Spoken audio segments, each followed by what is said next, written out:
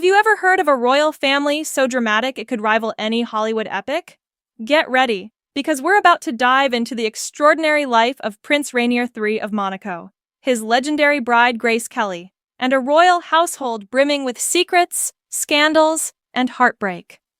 From Princess Stephanie's shocking exclusion to the hidden intrigues behind palace doors, this is a story of both grandeur and sorrow that will leave you speechless. From a young age, Princess Stephanie stood out as a rebel within Monaco's royal family. Vivacious, headstrong, and fiercely independent, she seemed determined to defy the age-old protocols her father, Prince Rainier III, tried so hard to uphold. Gossip in the palace corridors painted her as an endless source of controversy, from bold fashion choices to romantic entanglements that ignited front-page headlines. For the Grimaldi family, such behavior posed a constant image problem.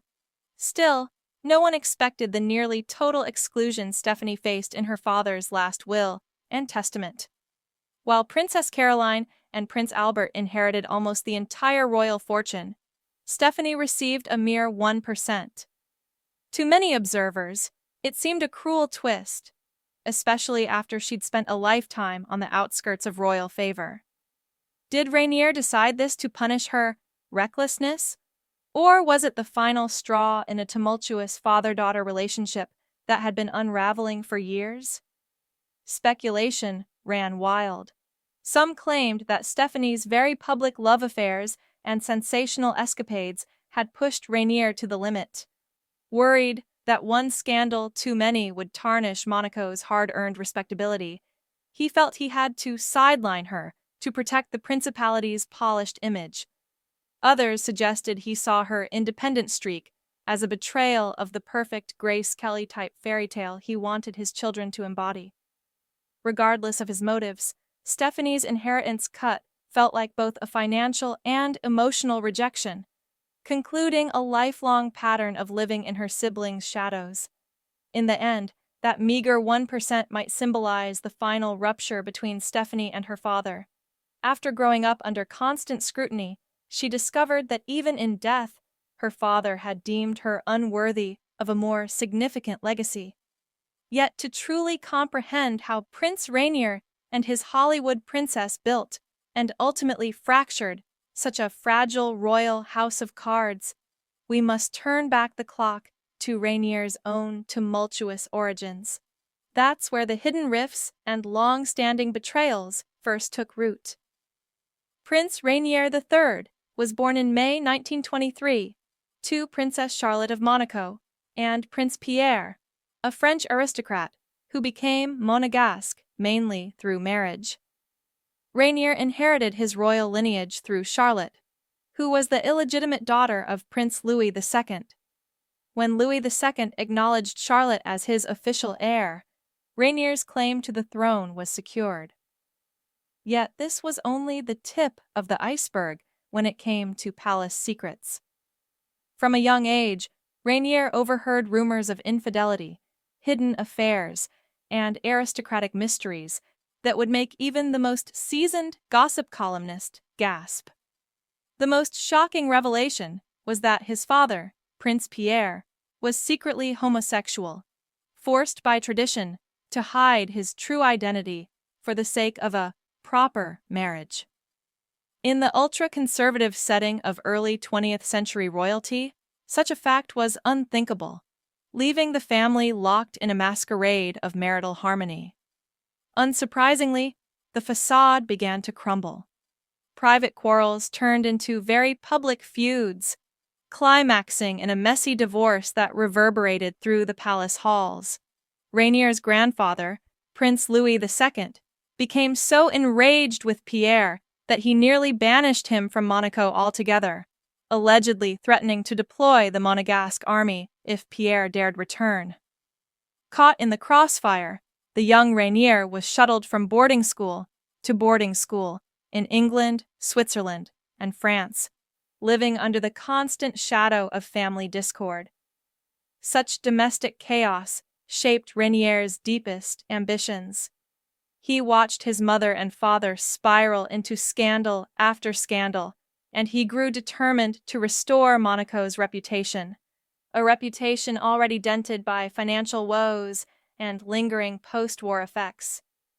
He vowed to lead in a way that left no room for scandal. Ironically, that very desire to clean up the Grimaldi image set the stage for another labyrinth of heartbreak and betrayal, especially once Rainier encountered an American movie star who would help him remake Monaco, yet also spark new familial tensions. In aristocratic circles, divorce used to be a near taboo word, but in Monaco it was more than whispered. It was shouted. The bitter end of Princess Charlotte's marriage to Prince Pierre offered Rainier a front-row seat to domestic drama that might as well have leaped from the pages of a salacious tabloid. Instead of enjoying the protected existence of a royal prince, he wandered corridors that echoed with raised voices and simmering resentment. Desperate to shield her son, Charlotte sent Rainier far away to various European boarding schools. There, he struggled to find the stability he craved. Each time he adapted to a new environment, he was uprooted yet again. Though wealthy and privileged, he was lonely. Hovering behind everything he did was the knowledge that reporters and onlookers were scanning his every move, waiting for the next juicy tidbit in the Grimaldi saga. As Rainier grew older, anger and rebellion brewed beneath his calm exterior, an echo of the tension he had witnessed between his parents. Occasionally, he clashed with teachers or classmates, perhaps reflecting his frustration at a lack of parental guidance. Other times, he threw himself into his studies, determined to mold a future that would spare him from repeating his parents' mistakes. He felt torn between an almost sacred loyalty to Monaco, his ancestral birthright, and his traumatic memories of a palace that seemed more like a minefield than a home. This turmoil set the foundation for the Prince Rainier would become, resilient, strategic, and deeply aware of how public perception could make or break a monarchy. By the time he returned to Monaco, the principality was on shaky ground, battered by the Depression, World War II, and a flood of salacious gossip swirling around his parents. His father, effectively exiled, was a distant figure, offering no support.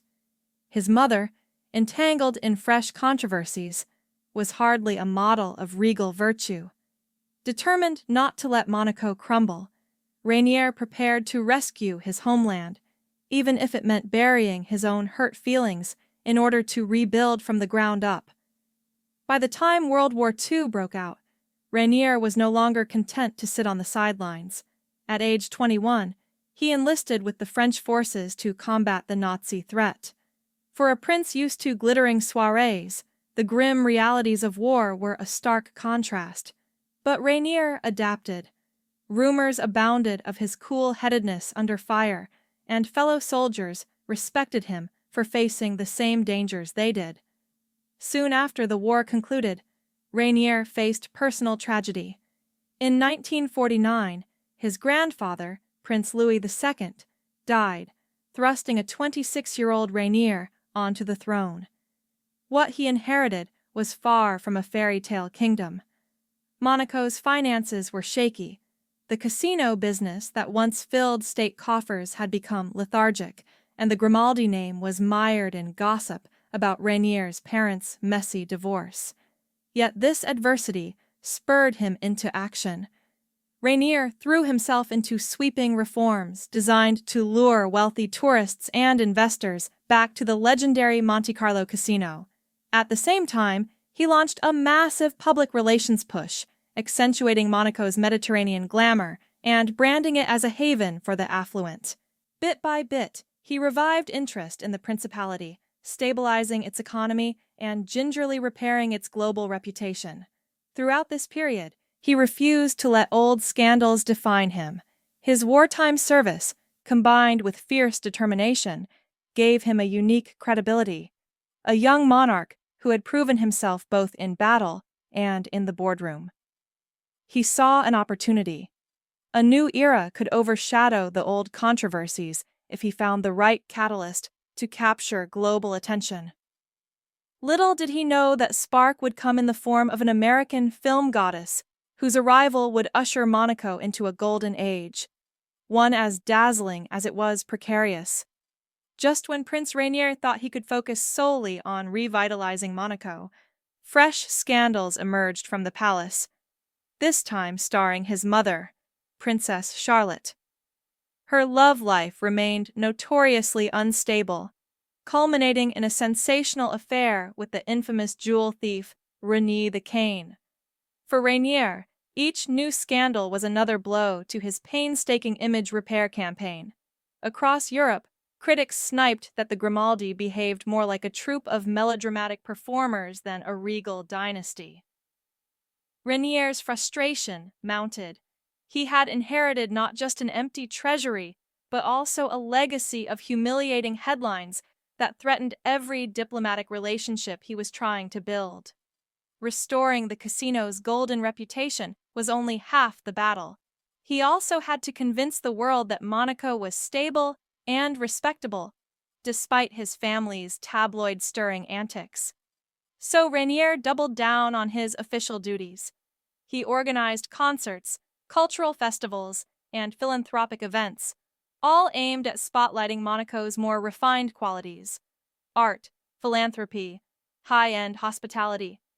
He courted influential figures worldwide, gambling that these new alliances would overshadow past fiascos.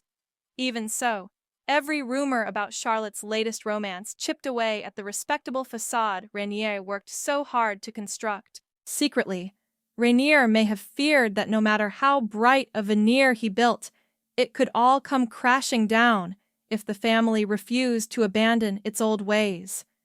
He needed a narrative so compelling that people would forget the swirl of past misdeeds, a story strong enough to bury scandal in a tidal wave of global admiration. Enter Grace Kelly, America's sweetheart, whose undeniable star power would elevate Monaco beyond Rainier's wildest dreams. The stage was set for a legendary union that combined Hollywood sparkle with royal tradition. Before Grace Kelly ever stepped onto the scene, Rainier had cherished a deep and long-standing romance with the French actress Giselle Pascal. The two met while he was a student in Montpellier, and their relationship blossomed over candlelit dinners, twilight strolls, and fervent promises of a future together. For nearly a decade, many in Monaco assumed Giselle would become their princess, as the couple appeared destined to marry. But palace politics took a cruel turn. Rumors began circulating that Giselle was infertile, a catastrophic concern for any royal lineage. If she truly couldn't bear children, the Grimaldi succession itself might be jeopardized. Torn between personal love and dynastic duty, Rainier ended the relationship. Devastated, Giselle withdrew from Monaco, while Rainier was left with a broken heart just when he needed emotional support the most. Years later, an astonishing truth surfaced. Giselle Pascal was never infertile. She married someone else, had children, and lived a fulfilling life. Whispers spread that her downfall in Monaco had been orchestrated by scheming relatives, possibly Rainier's older sister, Princess Antoinette, eager to keep him single and open a path for their own branch of the family. Though the exact culprit remained unconfirmed, the damage was done. Rainier lost a genuine bond, and Giselle was robbed of the royal future she once dreamed of. This painful episode taught Rainier that, in royal circles, love was rarely free from political undertones. He had already tasted how insidious rumors could steal happiness. Yet, destiny had another chapter in mind for him, featuring a Hollywood luminary who would outshine all previous heartbreak, at least for a time. In April 1955, the Cannes Film Festival radiated with the flash of cameras and the presence of global stars. It was there that Prince Rainier III first set eyes on Grace Kelly, America's stunning leading lady. Despite the minor car accident that delayed Kelly's arrival for a photo session at the Monegasque Palace, and the talk it might be a bad omen, an undeniable spark ignited when they finally met. Grace exuded the same poise and allure she showed on screen, while Rainier impressed her with his mix of regal bearing and warm hospitality. The press immediately latched onto their encounter, calling it a potential fairy tale come to life. Although Kelly was then romantically linked to French actor Jean-Pierre Aumont, she and Rainier stayed in touch after Cannes, exchanging letters that bridged the Atlantic and hinted at something more serious. For Rainier, this connection was about more than just infatuation. He recognized that Grace Kelly's star power could provide the PR coup he needed, overshadowing his mother's scandals and bolstering Monaco's allure. Meanwhile, Kelly was at a crossroads in her career, seeking a meaningful change. Less than a year later, during Christmas 1955, Rainier traveled to the United States, officially proposed, and won her acceptance. That dramatic moment outside her family home in Philadelphia galvanized international media. Whether orchestrated by palace strategy or guided purely by love, the engagement promised one of the 20th century's most talked-about royal unions. Little did they know that this grand marriage would offer spectacular rewards in terms of glamour and global attention, and heartbreak that would echo through the Grimaldi family for years to come. In April 1956, Grace Kelly arrived in Monaco to finalize her transition from Hollywood star to actual princess. She came 2 weeks before the ceremony, greeted by throngs of fans so large that French authorities had to help control the crowd. Everything about the wedding spelled opulence. From Kelly's famously intricate wedding gown to the dual ceremonies, one civil, one religious, held at the Prince's Palace and the Cathedral of St. Nicholas. Over 700 elite guests attended, while some 30 million viewers worldwide watched on television. Enormous numbers for the era. Not long after, the newlyweds set sail on their honeymoon aboard the Dio Giovante II, a luxury yacht gifted by shipping magnate Aristotle Onassis. Monaco basked in the afterglow of this fairy tale union. Grace's gracefulness and star quality elevated the principality's profile, shifting headlines from old controversies to philanthropic events and glamorous galas championed by the new princess. Tourism boomed, real estate developments thrived, and the image of a Mediterranean paradise spread like wildfire. For nearly 3 decades, Rainier and Grace built a partnership that transcended conventional royal duties. They had 3 children, Caroline, Albert, and Stephanie, and worked hand in hand on cultural and charitable endeavors. It appeared they had achieved the impossible, bridging a small European principality with the prestige of Hollywood, forging an era many believed would never end. Still, beneath the polished facade, Rainier shouldered old wounds, and Grace grappled with the sacrifices of abandoning her career for royal obligations. Despite outward success, the relentless demands of public life, perpetual media scrutiny, and unspoken family tensions took their toll. Tragically, one twist of fate would shatter this bright chapter forever, plunging the Grimaldi household back into grief and rumors. For a brief moment in 1979, it seemed Rainier and Grace would reconnect with their cinematic roots when they embarked on a short film project titled Rearranged. Fate, however, had other plans. In 1982, Grace Kelly suffered a sudden stroke while driving with Princess Stephanie. The crash claimed Grace's life, leaving the prince devastated and Stephanie traumatized by the harrowing ordeal. Losing Grace was akin to losing the pillar that held Rainier's life together. She had been more than a wife. She was his bridge between regal duty and Hollywood sparkle, the gentle soul who tempered his fierce determination. After her death, Rainier channeled his grief into state affairs, unveiling monuments to grace and continuing official duties with stoic resolve. Inside, he was consumed by sorrow, a loneliness his children could not fully alleviate. As time passed, his health deteriorated. Rumor had it he smoked up to 60 cigarettes a day, compounding his health troubles. By the early 2000s, multiple hospitalizations, ranging from fatigue to heart failure, signaled that his reign was nearing its end. In April 2005, almost exactly 50 years after he first met Grace Kelly, Rainier III passed away. The world grieved for a monarch who had spent nearly 6 decades elevating Monaco from a struggling mini-state to a premier playground for the wealthy. He was laid to rest in the Cathedral of St. Nicholas, beside Grace, a final echo of the vows they exchanged there so many years before. Yet, even as Monaco mourned, new controversies over inheritance and favoritism emerged. The prince who once seemed indomitable left behind an impressive legacy, but also a tangle of unanswered questions. Princess Stephanie, once again at the center of rumor, stood poised for yet another public reckoning, a fate that had followed her since childhood. After Rainier's death, the reading of his will became Monaco's new lightning rod for scandal. Rumors that Princess Stephanie would be almost entirely written out were confirmed. While Prince Albert and Princess Caroline received the lion's share of a multi-billion-dollar estate, Stephanie walked away with a mere 1%.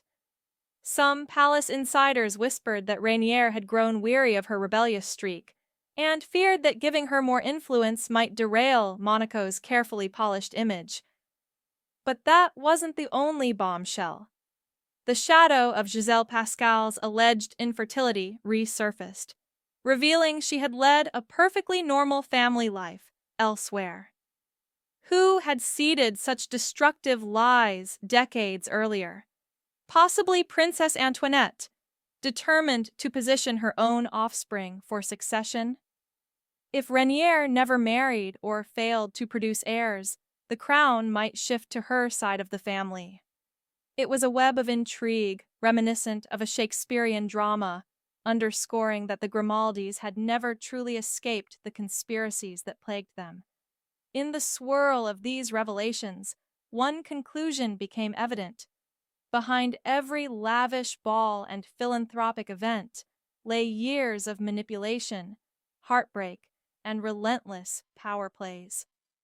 Rainier's own life was a testament to how public image can be built and broken under the glare of worldwide publicity. The unspoken questions, whether about Stephanie's inheritance or the sabotage of Rainier's first great love, became threads in Monaco's evolving legend, fueling endless debates among historians and royal watchers alike. Even as Prince Albert stepped up to lead, those old questions about loyalty and betrayal lingered in the palace corridors. For all Rainier achieved, he left behind a tapestry woven with golden triumph and shadowy deception. It remains an unforgettable tale, proving once more that behind the polished doors of a royal residence, real life can be far more dramatic than fiction. So what do you think really went on behind Monaco's regal facade? Was Prince Rainier a savior, or just another flawed figure in a dynasty riddled with secrets? Share your thoughts in the comments below. If you enjoyed uncovering this royal saga, be sure to hit like, subscribe for more captivating stories, and pass this video along to friends who appreciate a real-life fairy tale packed with intrigue. Your support helps us reveal more hidden chapters from history. Thank you for watching, and we'll see you next time.